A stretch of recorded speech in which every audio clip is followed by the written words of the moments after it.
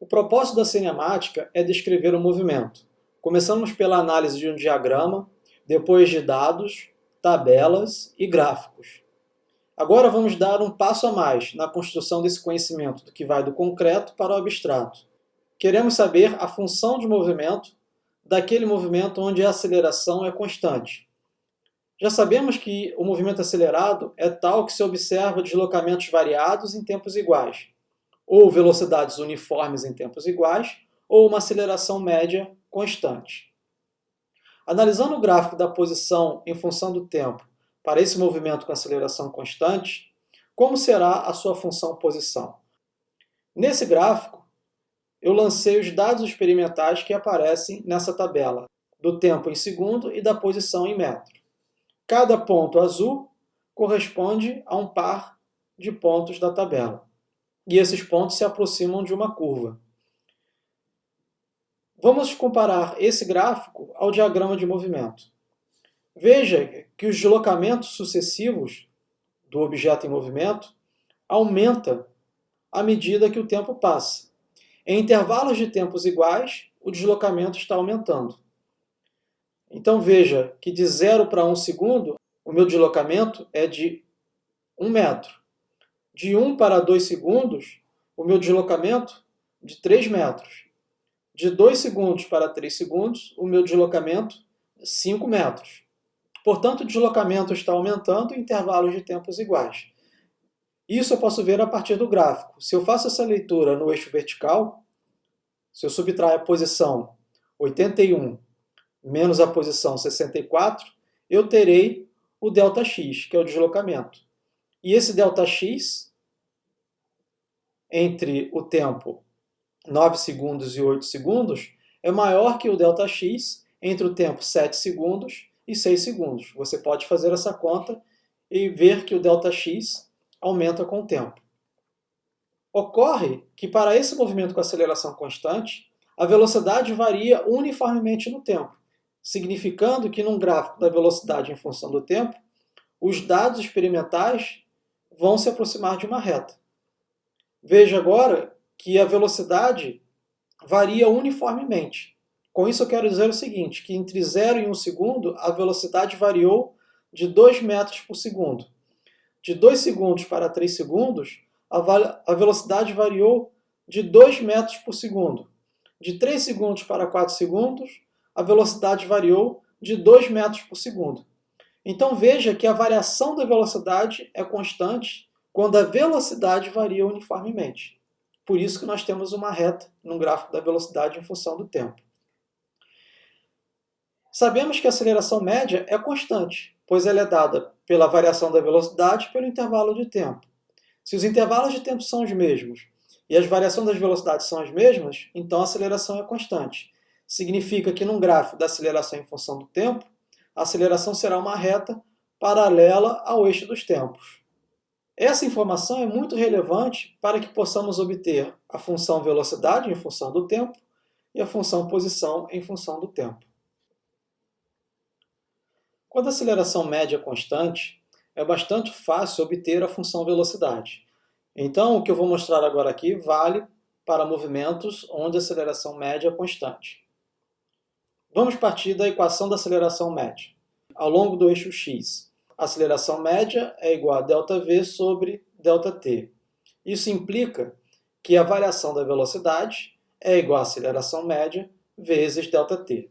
Desenvolvendo essa equação, obtemos que a variação da velocidade, isto é, a velocidade final menos a velocidade inicial, é igual à aceleração média vezes a variação do tempo. Tempo final menos tempo inicial. Note que a aceleração tem dimensão de comprimento por tempo ao quadrado. Vezes o tempo, eu terei algo com dimensão de comprimento sobre tempo. E isso nada mais é do que velocidade. Então veja que do lado esquerdo eu tenho uma variação da velocidade e do lado direito, esse produto aceleração vezes intervalo de tempo também é uma variação de velocidade. Então a equação é dimensionalmente correta. Desenvolvendo essa equação, temos o seguinte, que a velocidade final é igual à velocidade inicial mais a aceleração média vezes a variação do tempo. Ou que V final é igual à velocidade inicial mais ΔV. Então aqui nós vemos que eu só posso somar grandezas físicas que têm a mesma dimensão, velocidade mais variação de velocidade. Tem que ser algo como velocidade. Esse resultado mostra que a função velocidade é a equação de uma reta, tal como deve ser. Veja o gráfico ao lado, um gráfico da velocidade em função do tempo. V0x é o parâmetro linear da reta, é a minha velocidade inicial, é onde a minha reta corta o eixo vertical. Eu faço a leitura ao longo do eixo vertical, V0x. O produto A vezes ΔT é esse comprimento aqui, é a variação da velocidade. Veja que AX vezes T final menos T inicial é numericamente igual à variação da velocidade, V final menos V inicial. Ou seja, esta altura aqui é ΔV. E a soma Vx é V0x mais ΔV, ou a aceleração vezes o intervalo de tempo. A inclinação da reta é numericamente igual à aceleração.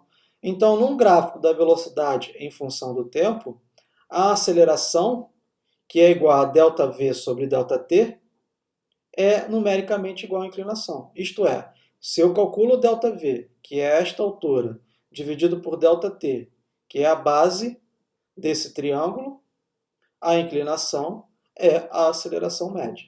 As constantes V0x e T0, na equação da reta, são as condições iniciais e não alteram o valor da aceleração.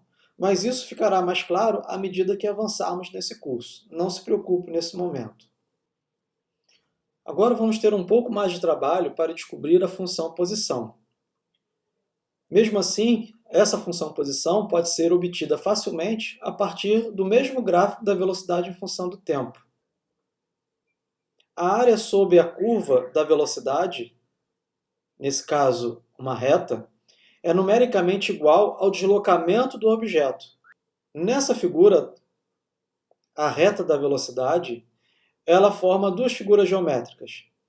Eu tenho um retângulo formado por V0x vezes ΔT, e há um triângulo formado por ΔV e o mesmo ΔT, que eu representei aqui, a área do retângulo mais a área do triângulo. A área do retângulo é a base vezes a altura. Então aqui está a base vezes a altura. Veja que B e H são grandezas geométricas, não se importe com elas agora. Mais a área do triângulo, que é a base vezes essa altura menor, dividido por 2.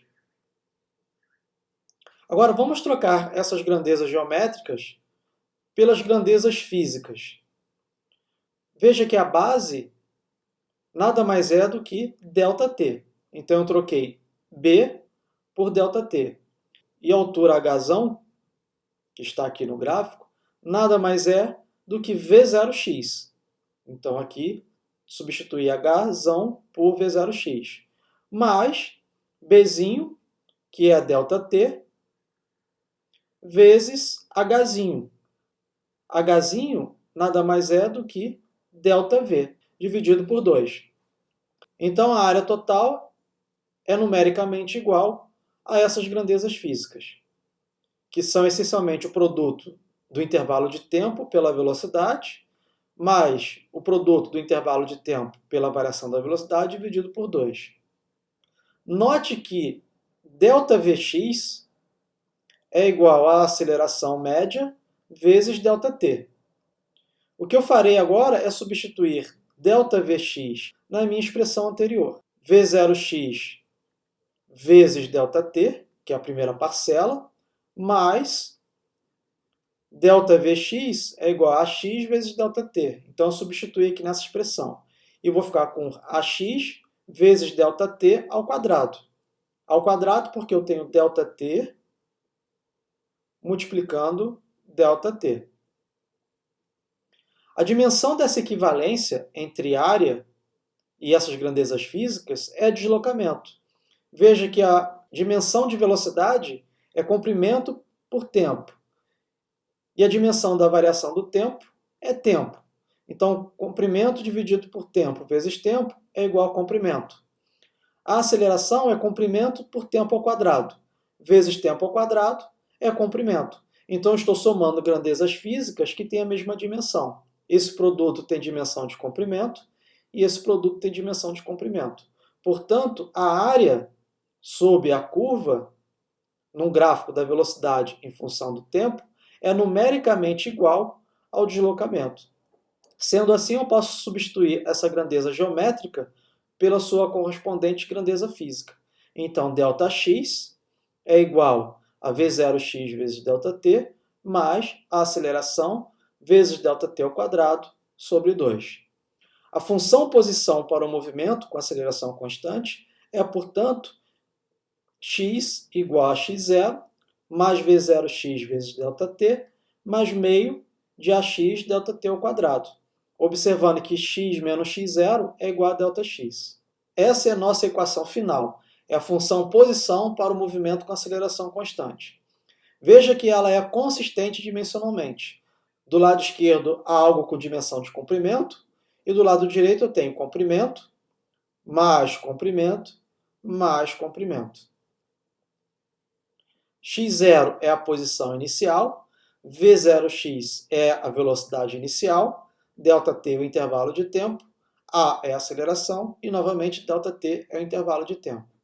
Você deve se lembrar dessa equação lá da primeira aula, quando eu fiz a análise dimensional. Volte lá para ver e fixar essas ideias.